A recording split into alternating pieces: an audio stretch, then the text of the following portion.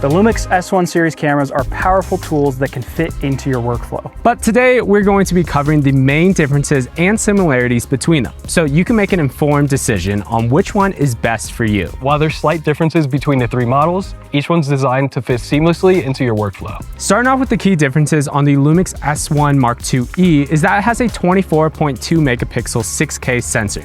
You're capturing similar LUMIX color signs and intuitive controls that the other two models both offer.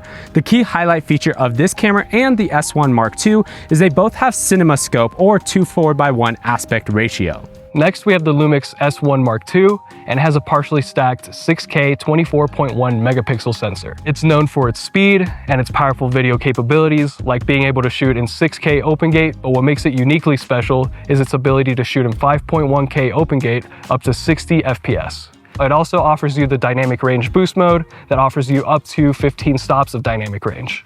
Lastly, the main difference on the LUMIX S1R Mark II is its 44.3 megapixel sensor. This allows you to capture higher resolution images even when using the high resolution picture mode and up to 8.1K open gate for video. It also offers a dynamic range expansion mode, which will add a slight boost to overall dynamic range.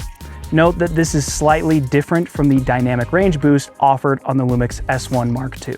There may be some slight differences in recording qualities and burst settings available on the LUMIX S1R Mark II that may or may not be available on the other S1 series cameras, so keep that in mind. For the rest of these videos, we may be using different S1 series cameras, but know that most of these features and settings will be available no matter which camera you choose.